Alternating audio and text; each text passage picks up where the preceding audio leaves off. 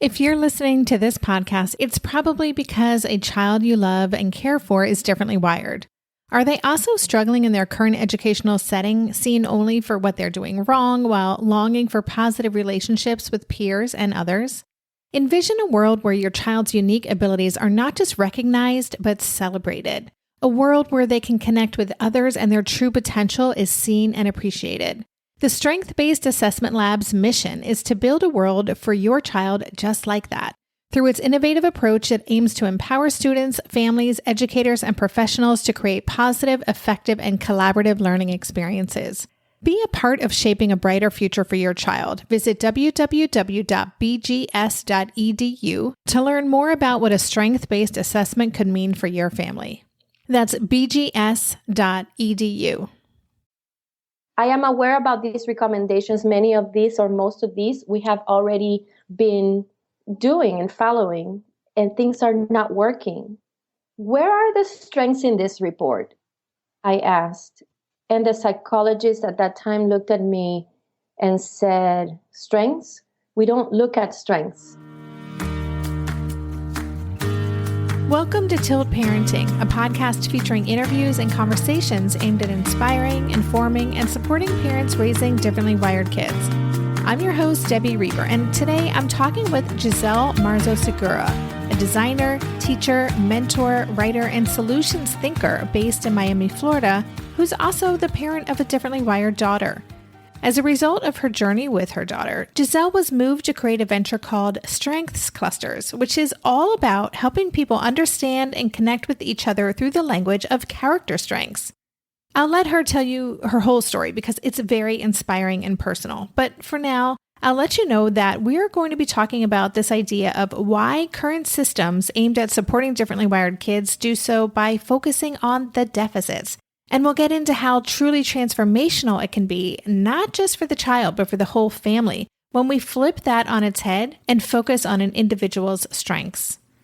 And before I get to the show, I want to invite you to participate in my Differently Wired 7-Day Challenge if you haven't done so already. When you sign up for the challenge, you'll get an email every day for 7 days featuring a tweak that you can make in your day-to-day life to change the way you think, feel, and experience raising your differently wired child. You'll also get a downloadable workbook to use as you go through it, and it's totally free. To sign up, go to tiltparenting.com/7day. And now here's my conversation with Giselle. Hi, Giselle. Welcome to the show. Hi, Debbie. Thank you for having me. Before we even get started, I wanted to give a shout out to the fabulous Pamela Slim for connecting us. And just for listeners, Pam is an amazing author and coach. She's all about supporting small businesses in building community and bringing their big visions to the world. And she was really involved as I was developing Tilt and helped me get it kind of launched and off the ground.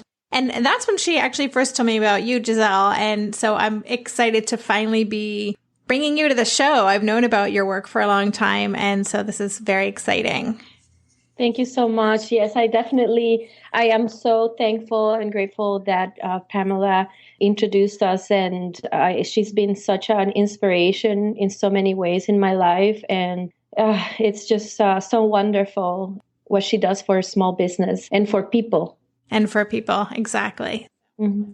Awesome. So let's dive in. So you and I have talked before, so I kind of know this, but I think your story is so connected to everything that you're doing right now. So would you mind kind of telling us a little bit about your personal story and how what you're doing grew out of that experience? I would love to. I have 2 wonderful children, and one of them is one of those children that has been the inspiration behind my work. And that's my daughter. She's currently 15 years old, but she's differently wired. And we've been visiting different psychologists and evaluating her since she was around 5, when we started noticing that there was something different in her capacity for, academic performance and having troubles at school in general. And, since that time when she was 5 years old, we've evaluated her. We had a one diagnosis that for us didn't seem to match her personality or, her behavior. So then we tested her again a couple of years later when she was around in second grade and then in third grade. And at that time, she was really having difficult time in school. She was behind with her reading, et cetera, et cetera. So we moved her to a special school, and we had been also working with her, following the recommendations that we had received throughout the different evaluations, addressing, we've done all kinds of therapies and interventions. We've done occupational therapy, speech therapy. We also enrolled her in a special school. And, things didn't move in the direction that we wanted to move. At one point in the middle of sixth grade, we were called into the office at the special school that she was attending. And the principal said, we're concerned about your daughter. She's not making progress. And we are afraid that we can't continue helping her at that moment. And so I just didn't know what to do. We're following every single recommendation that we had received. So I said, okay, so what do you recommend we do? And the director said, we recommend that you homeschool. So that caught me off guard. Yeah. Because surprise. Yeah. At that time, I didn't know what homeschooling was. My background is in graphic design and marketing. And I was working, I had clients and I had my own business. And I asked, what do you mean homeschool? You work with children with special needs. How could I work with my daughter? I just didn't understand. So I went back to the psychologist to do another evaluation to kind of see what is it that was going on and also to confirm what their recommendations were. But by that time, I had answered so many questionnaires. So I started to become aware about there is a certain bias in the questionnaires that we had to answer. And most of the questions, if you look at them, they are biased towards finding what's wrong. Mm-hmm. There are no questions or hardly any questions towards looking at what's right or, just to have another more of like a whole person view of the child. So when we sat with the psychologist to look at that, it was by then the fourth evaluation. My husband and I were there listening to the results and the recommendations, and something inside me encouraged me to ask, okay, I am aware about these recommendations. Many of these or most of these we have already been doing and following, and things are not working. Where are the strengths in this report? I asked. And the psychologist at that time looked at me and said, strengths? We don't look at strengths. So that really surprised me in a way, because I was under the, I guess, impression or assumption that a psychologist is looking at the whole person in order to make recommendations. And what I experienced was that they are looking at one part of the child, but not the child as a whole. Right. So I asked, okay, so where can I find information about strengths? We've been doing all this work and a lot of it is not working. We need to do something different. How can I find strengths? And at that moment, she couldn't direct me to where I could find strengths. So she did recommend that homeschooling at that time was the best option for our daughter. So we started homeschooling. It was the middle of sixth grade, December. And at the beginning, it was very difficult because it was a huge adjustment for all of us. What was your emotional state, making that switch? Did you feel like you had no choice to do it, or were you open to trying it? What was going through your mind? Well, at that time, there was no other choice for us. My daughter is not, yes, she has a lot of challenges, but I was aware that she had many, many gifts and a lot of potential. And I just wasn't going to put her in another environment that would be extremely restrictive and clinical, because it wasn't going to be beneficial for her at that time. So I did welcomed the idea of homeschooling as a possibility. And I said, we haven't tried this before. Let's give it a try. Mm-hmm. However, at first it was very difficult because I had to let go of some of my work so I can focus on her at that time. But what happened was that I'm a designer. So I started looking at using my creativity, which is one of my strengths that has been with me since I was born. And I'm like, why don't I use creativity to design my child's education? Mm-hmm. And that's where it started. It was more of an intuitive process at first. And I said, how am I going to motivate her? How am I going to get her to want to learn? So I started to observe her and to see where her natural energy would go to, and also to understand the way she learns. And I started finding so many possibilities on how I could approach her learning. So, for example, she's very musical, but she struggles with reading.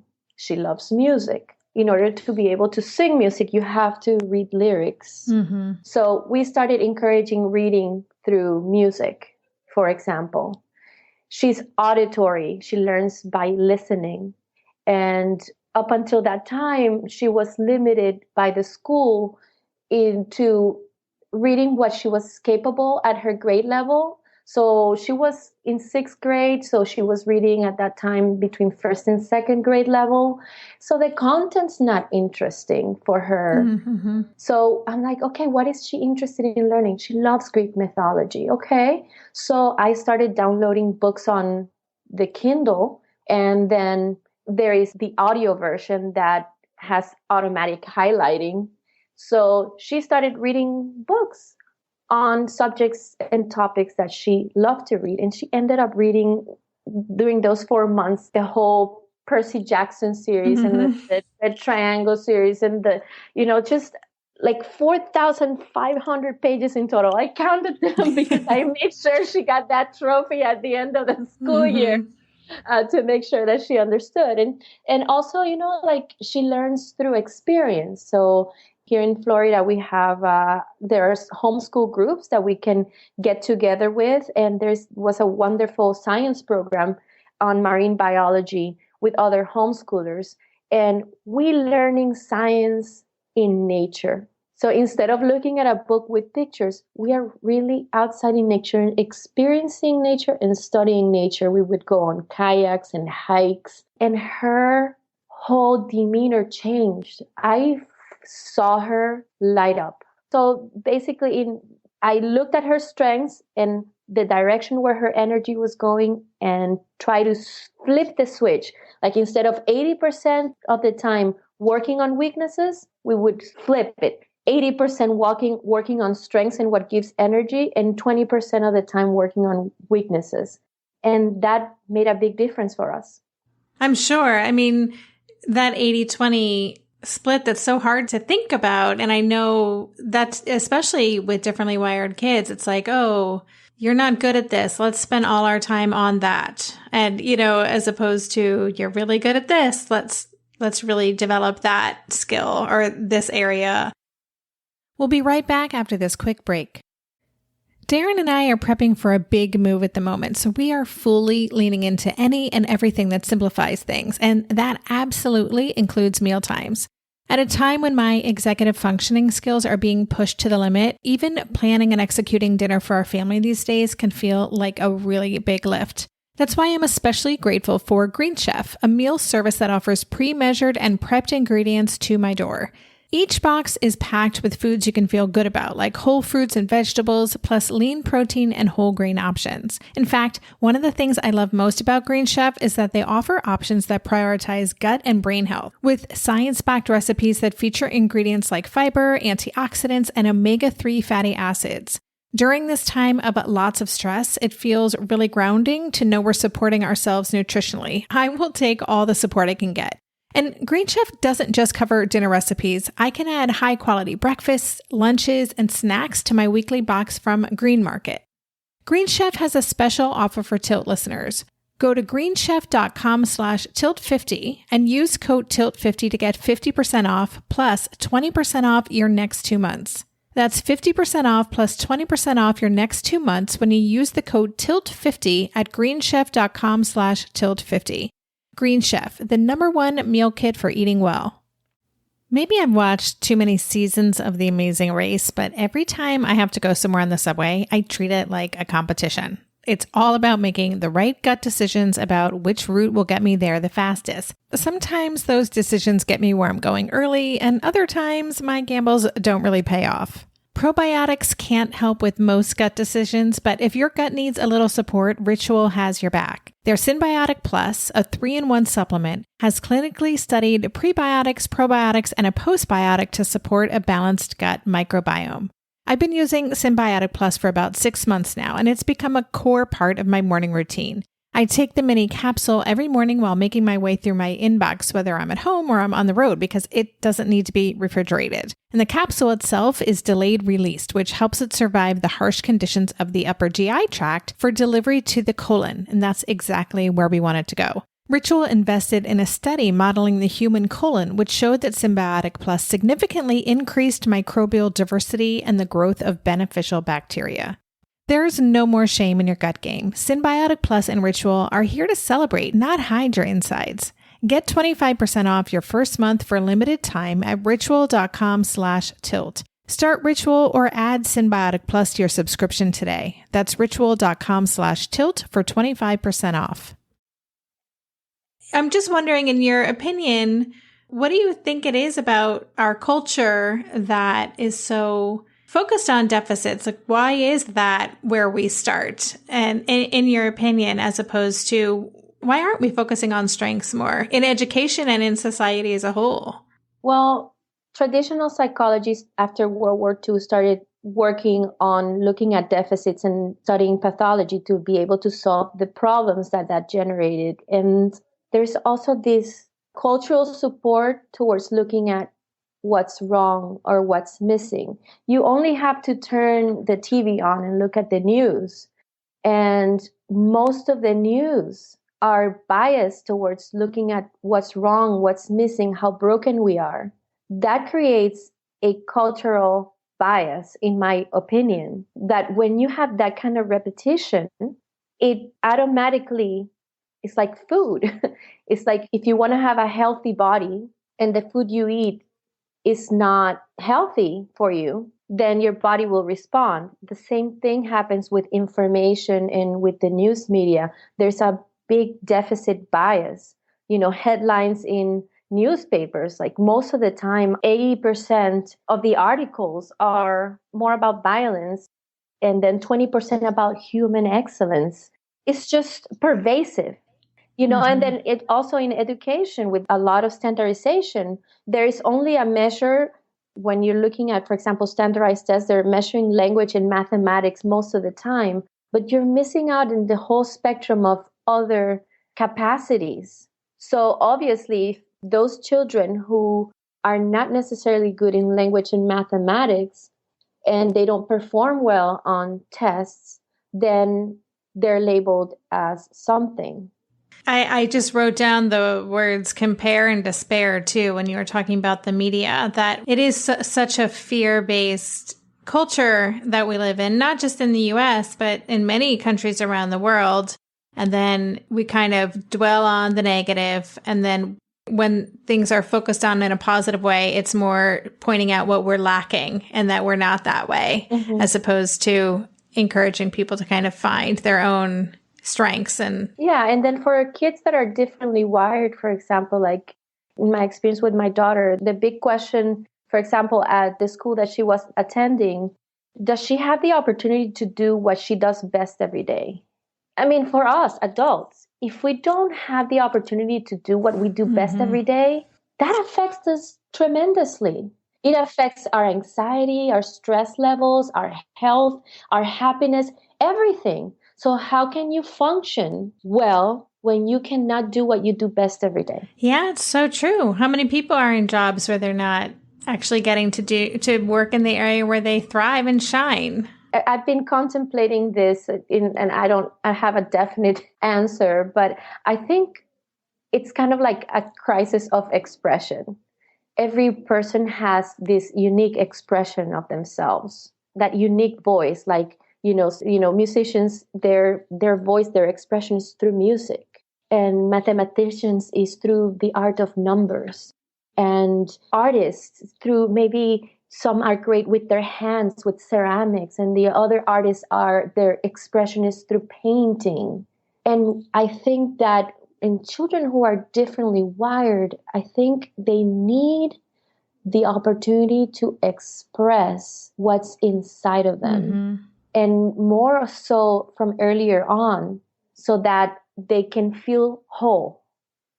Yeah. So how do we do that? I mean, what does that actually look like? I mean, you walked us through how you did that with your daughter, but what does that look like, and what kind of strengths are we looking to identify in our kids?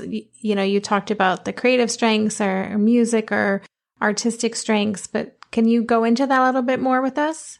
I mean, a lot of us are familiar with strengths. When we traditionally talk about strengths, we might talk about ability or skill set. It's like some kids are good in athletics, some kids are good, just the general abilities. But the kind of strengths that I've been working on are character strengths. And those define, it's not really what we do. They help us, give us a sense of who we are. They help us access that part of in ourselves that is innate. In looking for an answer, because a lot of what I was doing was intuitive at the moment, I said, I need some validation. I need to make sure I'm doing the right thing, because this is a huge responsibility. So I need to find more information. So I found a course in positive psychology, a 1-year certification course. And I look at the syllabus, and it seemed for me that it was a very well put together course, and especially affordable for me at the time. And I said, I'm going to enroll. And then I told my husband, I just enrolled in this course. It's a 1-year course. And he's like, I'm going to enroll too. That's awesome. So both of us went and took this course, which was a wonderful experience for both of us, because there were so many things that we were able to work together as a couple and as a family. So we were kind of on the same page. But when we reached a module that talked about strengths and the science of character strengths, my eyes watered. I was in another place. I had found a link to the answers I was looking for.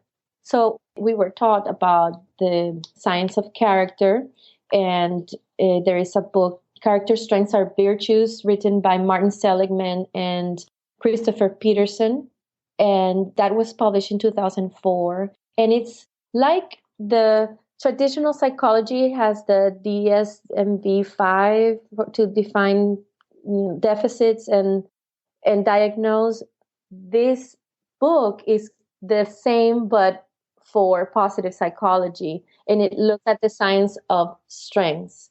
And there is an assessment that is called the VIA survey, and you can take it for free, and then it helps you look at character strengths. So we were asked to take it as part of the course. So I said, I had never been familiar with the language of character, because, character strengths are like creativity, love, kindness, perseverance, appreciation of beauty, spirituality. And then it also has the family of the virtues like courage and wisdom and transcendence. This is a whole language that is universal. The scientists, in order to define this classification, they went to different parts of the world and did research to find out what are those strengths of characters and virtues that are universal and connect us no matter where you are in the world, that are valued, in Japan as in China or United States, anywhere in the world. So they ended up creating this classification, and we took the survey and we get a list that ranks the character strengths from 1 to 24. And, I loved what it described. So I looked at my top character strengths and I wanted to remember them. But I am a visual person. I'm a visual learner. And I just had a hard time kind of like internalizing the language. So I started to draw to see how I can visualize it better. And I created a map to help me see the whole picture of character strengths. Because the science of character strengths says that we have all 24 character strengths. And the signature strengths and all these strengths, they are ranked depending on the degree in how they show up in our lives. Okay? Mm-hmm. So when I looked at the list from 1 to 24, sometimes we tend to go to, okay, we can identify the top ones. So they're like, oh yeah, they look like me. And then we can go to the lower ones, like the last ones on the list, and they say, oh, those are my weaknesses. It's, that standard language that we have. Mm-hmm. So I just couldn't see them as a part of my whole being. So the map helped create a visual for the whole classification.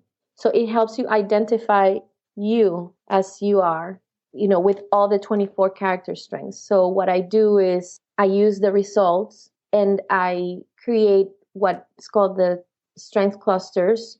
So I look at the signature strengths, the top 7. I love the top 7 because they help you tell a story. So I plug it in and I highlight the top 7. So it helped me really understand a little bit more about myself. So I started working on it myself to understand my own strengths. And then I said, you know what? Let me try this for my kids. There is the same via survey. There is an adult version, and then they have a youth version that can be taken for kids, between 10 and 17. It also depends on the maturity. I've had kids a little younger than 10 take it because it really helps yield, a good information. So I had my daughter take it. I read the test to her so she could answer it. And then I had my son take it and my husband take it. And then I created a map for our whole family. And I said, wow, for the first time, we have a language for all of us where we can really appreciate each other and see each other for our gifts. For the first time, our family is on the same page. We'll be right back after this quick break. Hey there, it's Debbie. I love making this show and sharing conversations about how to support our awesome neurodivergent kids. I've seen how even one little insight from an interview can spark a big shift in daily life. But I know that raising complex kids can be messy and lonely. And just when we think we figured it out, something comes up that boots us right back to feeling overwhelmed and stuck. That's why I've poured everything into creating a way for parents like us navigating complex parenting journeys to join together and chart a path that feels positive, hopeful, and doable. It's the brand new Differently Wired Club experience. In the club, you'll get personal support from me and other seasoned parent coaches, 6 live calls every month where you can connect and get your personal questions answered, the opportunity to learn directly from authors and experts like I have on this show, monthly themes for getting specific and tactical, an exclusive private podcast feed, and the best, most generous community of parents. Seriously, these folks show up for themselves and each other, and that right there is really everything, because it's a daily reminder that we're not alone. Our kids aren't broken, and we have totally got this. The recently rebooted Differently Wired Club is on a brand new platform with its very own iOS and Android app. It is such a great space. However you learn, whatever your style, no matter the ages, genders, and neurodivergent profile of your children, the Differently Wired Club can help you cultivate the positive shifts you're hoping for. Join us today by going to tiltparenting.com/club. That's tiltparenting.com/club. I hope to see you on the inside. Are you overwhelmed by the things that get in the way of you doing what you want to do? Are you looking for ways to simplify life to better align with your values? Do you want to create space in your schedule so you have room for more of the good stuff? Play, joy, relationships, gratitude, and more? If you answered yes to any of these questions, I invite you to check out Edit Your Life, a podcast to help you edit the unnecessary from your life so you have more room to enjoy the awesome. Through episodes with me, Christine Coe, and a range of super smart, compassionate, and thoughtful guests, You'll come away with big picture insights and practical ways to declutter your home, schedule, and mental space without getting bogged down by perfection. I have always believed that small moments and actions matter tremendously. My goal is to help you find agency and space in your life through doable baby steps that will leave you feeling accomplished instead of overwhelmed. Check out Edit Your Life wherever you enjoy your podcasts. That's so powerful when you say that. I mean, just imagine what that would be like, especially for a family that is feeling overwhelmed and disconnected, and in so many cases where sometimes we look at our children as kind of alien beings that we just do not understand. We're definitely not speaking the same language. So what an amazing thing to all be on the same page. Yeah. And what happened is that helped us also see what makes us who we are. And then for example, my daughter is, some of her character strengths are creativity, love of learning, fairness, bravery, and humor. So, for example, with fairness, that's a big one because, for example, she would come home from school and she would be complaining and going on and on. But understanding that fairness is one of her top strengths, it puts me in a different place, emotional place, to kind of understand what is it that she's trying to say. Right. I even just felt a little shift for myself in you describing that, because Asher too, I'd be so curious, and I want us to take this test. Fairness is a huge, huge thing for him. And sometimes, my knee-jerk reaction can be, you're going a little overboard here, or I look at that quality as almost an inconvenience or something we need to temper, something that's kind of troublesome or a pain to deal with sometimes. Right. But when you can think of it as, well, this is one of his strengths and it's a core part of what makes him who he is, then it could totally shift how you experience that. How you experience it and how you nurture it. Right. Because you can look at that and then guide him on how to make best use of that character strength. Mm-hmm. The same thing with humor. For example, humor is a huge part of my family. I did not have humor as one of my top strengths, okay? My humor is like number 23, 24 is the last of this, okay? But my husband and my son and my daughter all share humor as part of their top signature strengths. So you can imagine how humor is used in my family. So understanding that helps me have a different view of when they're playing tricks, or it helps me be a lot lighter. How has this affected your daughter? We've talked a little bit about how it's changed your experience, or that you're all on the same page, but what does it do for a child when they start to view themselves through this strengths lens instead of a deficit lens? There is this quote by Brené Brown, Dr. Brené Brown, who studies vulnerability, and she has in her book, The Gifts of Imperfection, she says, connection is the energy that is generated when people feel seen, heard, and valued. Mm-hmm. Connection is the energy that happens when people feel seen, heard, and valued. So what happened with my daughter, for example, is that I can look at her as a whole person. I can appreciate who she is. I mean, it's not perfect. It requires practice. Mm-hmm. I don't want you to think that this is going to solve all the problems. It is not. But it's a huge shift in the health of our family and the health of our daughter. Because when I can appreciate who she is, it's a different energy. It's a whole different energy that happens. Mm-hmm. It's hard to explain. No, I totally get it. I mean, it's just looking at them as if they're perfect as who they are. There's nothing wrong with them. This is who they are, period. And we are all ultimately wired differently, right? We all have our tricky things, but we all have gifts, and we all have something to offer to this world. And if we nurture those parts of us that are meant to be expressed, you can have a different outcome. Ooh, that's good stuff. I mean, I haven't done this formally. I think in our shift to homeschool, it's definitely how I've kind of organically designed our curriculum as well. I went through a very similar journey as you did in that way, but I haven't specifically explored this idea. And I'm so curious to have Asher take the VIA survey and just kind of get more information about who he is. And also, I think he'll be super interested in it as well. So can you tell us then just briefly how you talked a little bit about strengths clusters. Just tell us specifically, I'm just curious how you work with families.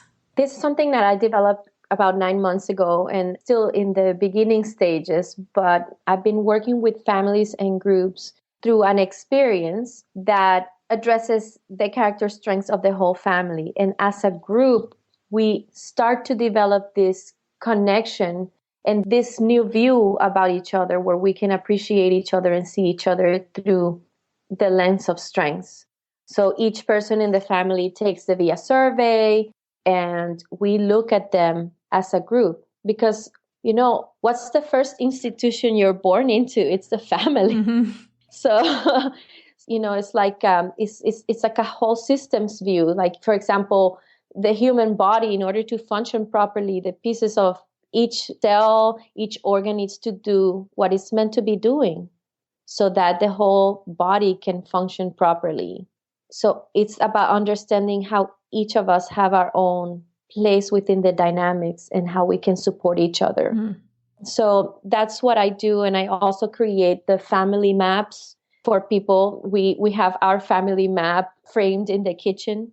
So that's where most of the time we eat. So every time we sit down and eat, we have also a visual reminder reminding us of those things that makes us who we are. That's awesome.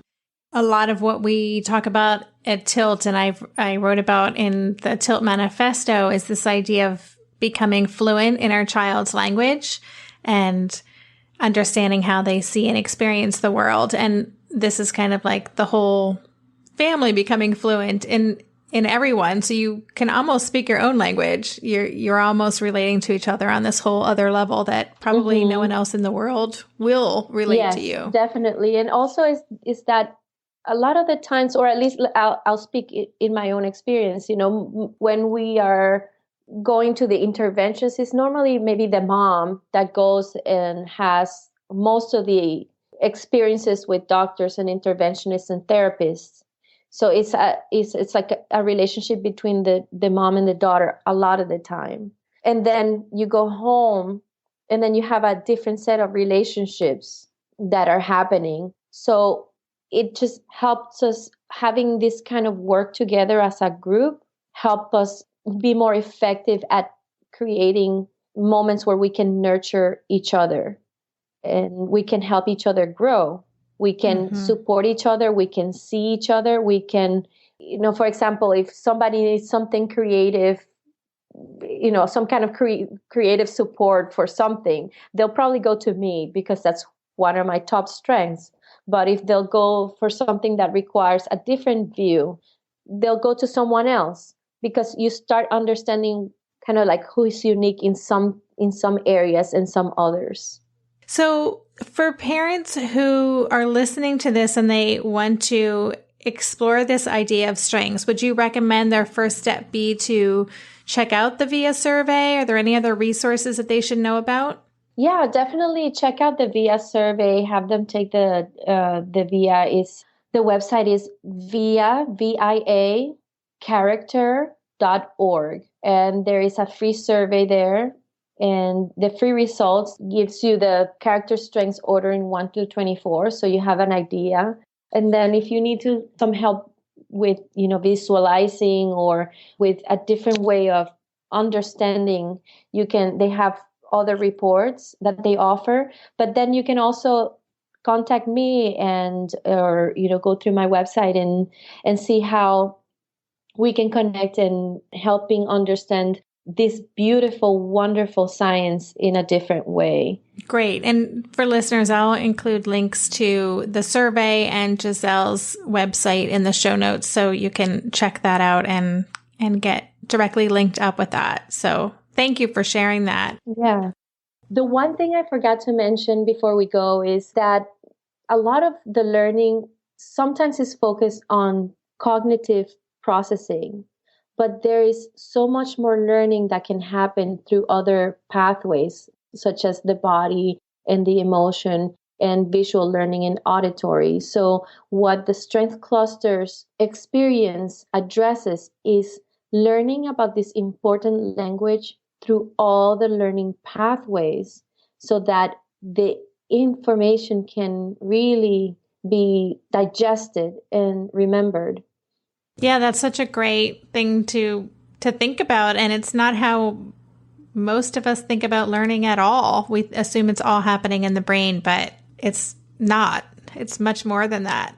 Yeah. So I'm just really excited about this work, and I encourage parents to really be aware of that there's many views on how you can look at your child. And when you look at your child through a different lens, you may open yourself up to a whole set of possibilities that you hadn't seen before. Yeah, that's great. We are out of time, but I just want to say thank you again. I'm so fascinated by this kind of stuff, and I'm really grateful that we're getting to bring it to the Tilt community and for you just sharing your story and your journey. And I'm just happy you're doing this work. It's so important. And I feel like it has so much potential to really change things for families everywhere. So thank you so much. Thank you so much, Debbie. And I really appreciate, I'm very grateful for the work that you're doing, for providing a voice to a community that needs the support that you're offering. It's been so helpful to listen to your podcasts, and just what you're doing is, it's bringing a light to many families. Thank you so much. You've been listening to the Tilt Parenting Podcast. To go deeper into this episode, visit the extensive show notes page. For every episode, there's a dedicated page on my website with links to all the resources mentioned, a full transcript, and a podcast player with key takeaways marked so you can easily go back and re-listen to the sections you're most interested in. Just go to tiltparenting.com/podcast and select this episode. The Tilt Parenting Podcast is hosted by me, Debbie Reber, author of the book Differently Wired and the founder of Tilt Parenting. This episode was edited by Andrea Curtis Amasquita, and show notes were put together by myself, Andrea, and Lindsay McFadden. If you get a lot out of this podcast and want to help cover the cost of its production, please consider joining my Patreon campaign. On Patreon, you can sign up to make a small monthly contribution, as little as $2 a month, and it's super easy to sign up. Just go to patreon.com/tiltparenting to learn more, or click on the Patreon link on any show notes page. To follow Tilt Parenting on social media, go to @TiltParenting on Instagram and Twitter, and on Facebook. Lastly, please help this podcast stay visible and easily found by the listeners who need it by subscribing and leaving a rating or a review on Apple Podcasts or wherever you listen to podcasts. Thank you so much. And that's all for this week. Stay safe, stay well, and take good care. And for more information about this podcast or any of the resources that Tilt offers, visit tiltparenting.com.